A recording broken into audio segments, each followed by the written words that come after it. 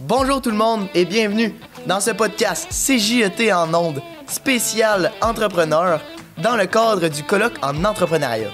Ici vos animateurs Benjamin Paquin et moi-même Alexis Belland, où les trois mots d'ordre sont oser, Croire et réussir. L'entrepreneuriat témiscamien, une source de fierté.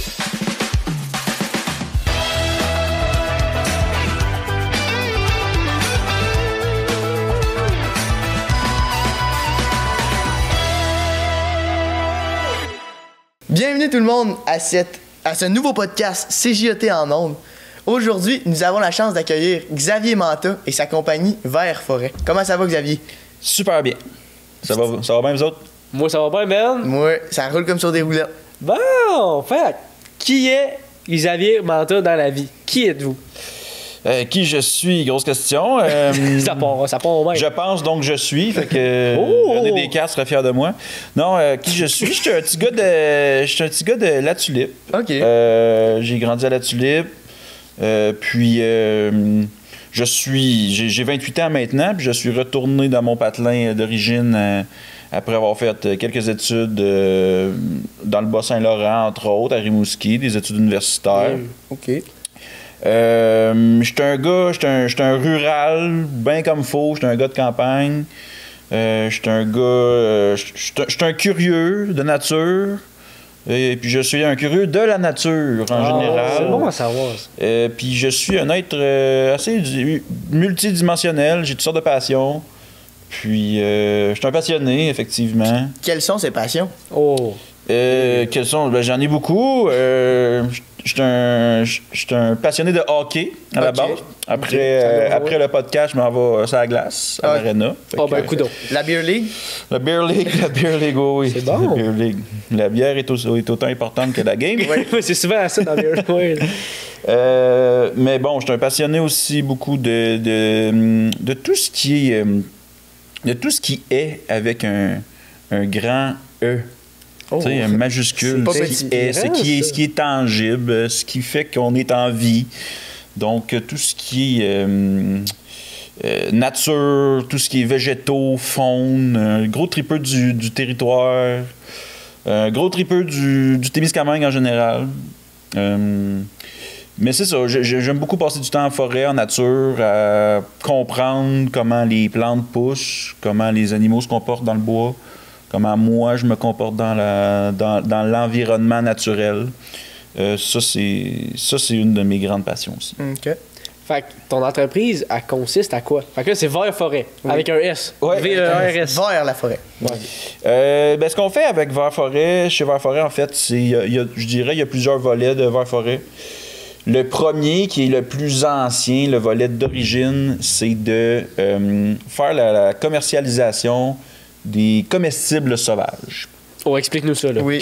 Qu'est-ce que ça mange en hiver? Ouais, c'est que il y a des plantes ainsi que des champignons, et on pourrait même mettre des animaux là-dedans, qui sont naturellement sur le territoire. Et quand je dis naturellement, c'est qu'ils poussent sans l'aide de l'homme, qui poussent sur le territoire et qui ont des valeurs comestibles, aromatiques, médicinales, etc. Très intéressantes, mais très méconnues également. Et puis nous, ce qu'on fait, c'est qu'on étudie bien ces comestibles sauvages-là. On les connaît bien. Et puis on fait la cueillette de ces produits-là. On fait la transformation.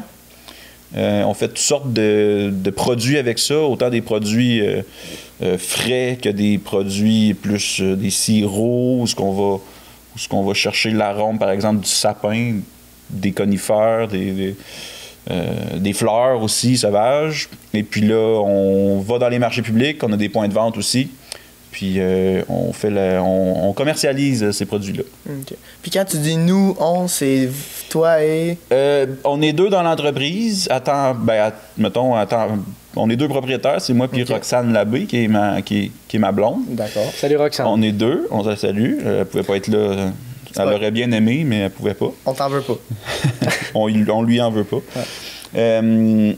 Voilà, on est deux. Après ça, on a un petit réseau de cueilleurs aussi. Mais c'est surtout moi et Roxane qui font le gros de la job. OK. Ouais. OK, puis là, ton entreprise, est-ce que vous faites de la publicité un peu? Comment ça marche? Comment Niveau marketing. Ouais, c'est Du marketing. Ouais, Moi, le je marketing. suis pas un pro du marketing, pour être bien honnête. Pour la vente des produits, on fait beaucoup de marchés publics. On vend dans toute la région. Fait que là, on vend dans les marchés publics d'Amos, de Ville-Marie, Rouyn-Noranda, Val-d'Or, Malartic, des fois, Des fois pas, Moffett. On est à Fort-Gourmande. Vous êtes partout, en fait. On est partout en région. Ouais. Il y a juste dans MRC de Abitibi-Ouest qu'on n'est pas allé encore, mais ça s'en vient. Puis, on a quelques points de vente aussi. Sinon, marketing. Non, mais comme c'est du bouche à oreille aussi, j'imagine. C'est du bouche à oreille. Tu sais, on est une petite entreprise, puis ce qui arrive avec ce domaine-là, c'est un domaine assez niché, mais c'est très long d'aller faire la cueillette. Puis vendre les produits, c'est niché, mais en même temps, c'est quand même recherché. Puis souvent, finalement, on n'a pas besoin de faire énormément de marketing parce que souvent, on n'a plus de stock. Ouais. Souvent, tu sais, pour la plupart de nos produits. Mais ça m'amènerait à parler peut-être de l'autre volet aussi super intéressant de Vert-Forêt, qui est le volet formation et expérience en comestibles sauvages. Ça, c'est un volet qui est un petit peu plus en développement. Puis là-dedans, on fait bien sûr, tu sais, vous parliez de marketing, mais ça, c'est là-dedans qu'on fait un peu plus de marketing. Je vous explique. Oui. Vas-y fort. Ce que nous faisons, c'est qu'on fait de la formation en comestibles sauvages. C'est-à-dire qu'on va soit se trouver un domaine, par exemple, dans la vallée de l'Or, ou faire ça chez nous, sur notre terre. Puis on invite les gens à venir cueillir, identifier, goûter, sentir, vivre vraiment l'expérience comestible sauvage avec nous autres. Et par le fait même, souvent on va inclure des drinks forestiers qu'on fait nous-mêmes, des produits plus qu'on va pas retrouver par exemple dans nos points de vente ou dans les marchés publics, des produits plus spéciaux pour cet événement-là. Et puis là, puis des produits rares aussi, par exemple des champignons qu'on va faire goûter. Et puis, ce qu'on veut offrir, dans le fond, aux personnes qui viennent partager cette expérience-là avec nous autres, c'est justement pas juste une formation où ce que moi, je suis le maître et je vous apprends, mais vraiment faire participer les gens puis qu'on soit finalement un cercle de personnes qui tripent sur la même affaire puis qui apprend ensemble et où tous les sens sont stimulés. Fait que ça, c'est notre volet là, plus formation expérientielle qu'on commence à mettre en place. On a fait quand même une couple d'événements l'été dernier. Puis on veut s'en aller plus vers là éventuellement, okay. tout en continuant le volet plus point de vente, etc. Fait qu'il y a le point de vente, puis le point venez découvrir l'expérience. Oui, exactement. Puis c'est là-dessus qu'on veut mettre vraiment plus d'efforts éventuellement. Là. Dès ce printemps, en fait, là, il va y en avoir beaucoup d'événements. OK. Fait que c'est ça que vous êtes en préparation de ça, justement. Oui, exact. OK. Exactement. Ouais. Puis tantôt, au début, tu as dit que tu as fait des études dans le Bas-Saint-Laurent. Puis T'as-tu étudié en nature? Oui, c'est ça. En champignonniste? Championiste? Non, je suis autodidacte pour ça pas mal, je vous dirais. Je suis un gars qui a appris beaucoup. Je suis très curieux, fait que j'ai appris sur le terrain. J'ai eu quelques guides aussi comme personne, mais surtout dans des livres. Okay. Et puis, bien sûr, avec Internet maintenant. Mais mes études, c'était ça ta question. Mes études, j'ai commencé en fait un baccalauréat en biologie. OK. Et ensuite, ça m'a pas vraiment plu. Et puis, j'ai découvert une autre formation qui était psychosociologie des relations humaines. Puis finalement, j'ai gradué dans ce baccalauréat-là. Et puis, il y a du monde qui me dit ça n'a pas rapport avec ton domaine, mais ça a rapport parce que, justement, quand on donne des formations, quand on fait des événements vers forêt, etc., ben moi, je fais de l'animation. Je suis l'animateur à ce moment-là. Puis je dois bien connaître les gens pour bien saisir qu'est-ce qui est bon à faire en ce moment, tout ça. Puis on avait des cours, beaucoup d'animation dans mon bac, tout ça. Fait que tout est dans tout. Fait que ça t'a aidé justement à ta job de maintenant. Oui, tout à fait. Ouais. Ok. Puis, Mais ouais. beaucoup. Ça m'a beaucoup aidé. Mais Ouais. Tant que ça. Ouais. Puis, t'as-tu une source d'inspiration, quelque chose qui t'a inspiré à la lancer, ton entreprise, comme à te lancer là-dedans? Je peux faire un petit historique de Vert Forêt, en fait. C'est pas moi le créateur de Vert Forêt. OK. Vert Forêt, c'est un... Je vais faire l'historique, puis après ça, je vais répondre à ta question. C'est bien correct. On a le temps? Bon, mais c'est qu'on a le temps. Bon, that's it. Donc, Vert Forêt a vu le jour environ vers pas mal 2009, je dirais. Puis, à la base, Vert Forêt, c'était un OBNL. En fait, c'était un OBNL qui a parti Vert Forêt. OBNL, qu'est-ce? Un organisme non lucratif. OK, c'est Ah bon. oui. Donc, c'était la Corporation de développement Gabouri à la Tulipe, qui est la Corporation de développement local, qui, eux, agissent beaucoup. C'est un OBNL, donc un organisme à but non lucratif, Oui. qui c'est un acteur, en fait, dans le développement, surtout forestier, de la région, de l'Est du Témiscamingue. Et puis, en 2009, il y a une grosse crise forestière. Donc, tout ce qui est, vous savez, au Témiscamingue, la foresterie, c'est immense. Oui. On en a un exemple en ce moment, ça va pas bien, puis... Tout va moins bien. Tout va moins bien au Témiscamingue. Et puis, à ce moment-là, il y avait aussi une crise en 2009, dans ces années-là. Et puis, la corporation, à ce moment-là, commence à réfléchir à comment on pourrait créer de l'emploi puis créer de l'économie, mais pas juste en faisant de la foresterie classique, tu sais. Et puis là,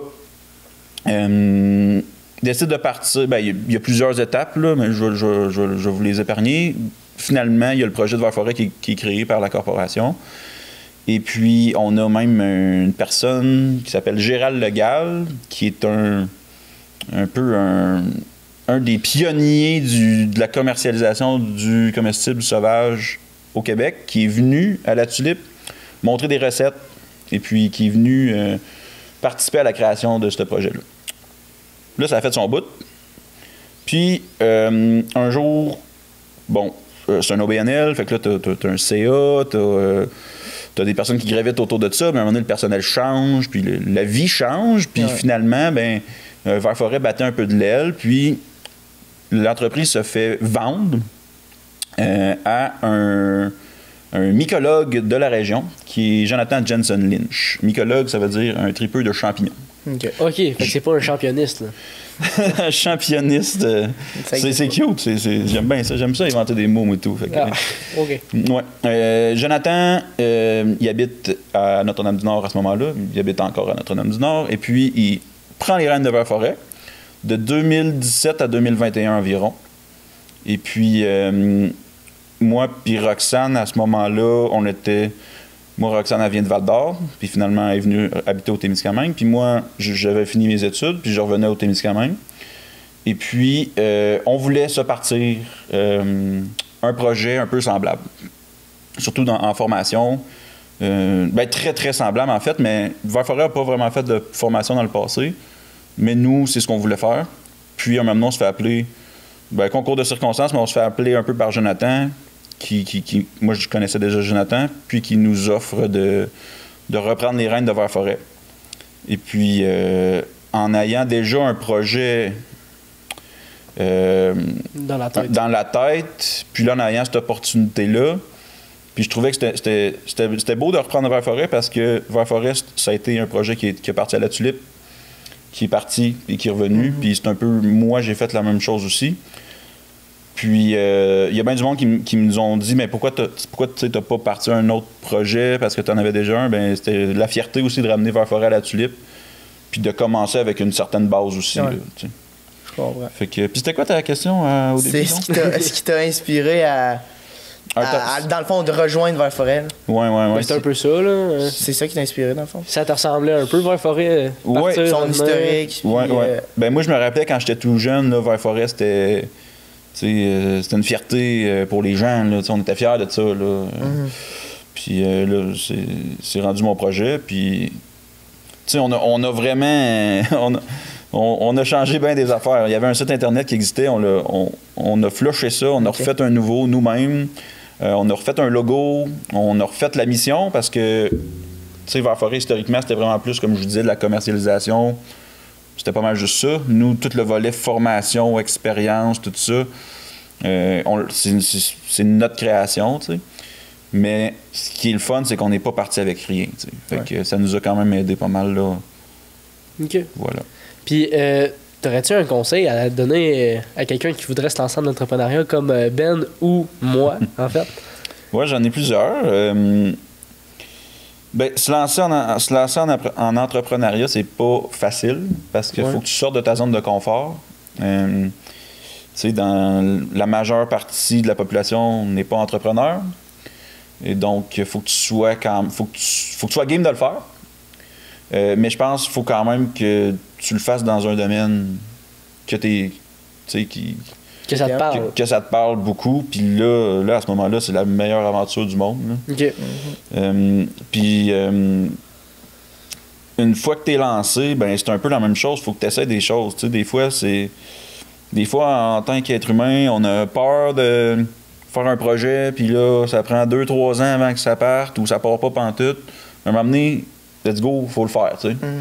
Tu sais, un exemple, quand on a fait une grosse formation l'année passée, l'été qui vient de finir, c'est pas l'année passée, c'est cette année. Puis ça n'a pas pris bien de temps, là. Moi et Roxane, on a parlé, puis en 1 heure, on faisait l'offre de service, puis c'était pour 15 personnes, puis on l'a fait un peu...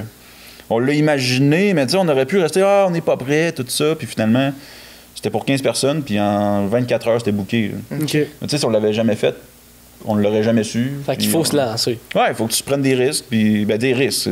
C'est pas nécessairement des risques, c'est juste... faut que tu aies un certain courage, puis un certain guts là, pour let's go. On prend des décisions. Tu sais, il faut que tu prennes des décisions, puis des fois, faut pas que tu aies trop peur que ces décisions-là soient mauvaises, parce que sinon, ça n'avance pas beaucoup. Ben, en tout cas, merci beaucoup, Xavier, de ton temps. Merci. Déjà fini? Ouais, c'est pas mal déjà fini. Il y avait plein d'autres choses à dire. On te réinvitera, on va te réinviter. Partie 2. Partie 2. C'est ça, merci beaucoup de ton temps. Merci aux téléspectateurs d'avoir regardé l'épisode et on se donne rendez-vous demain.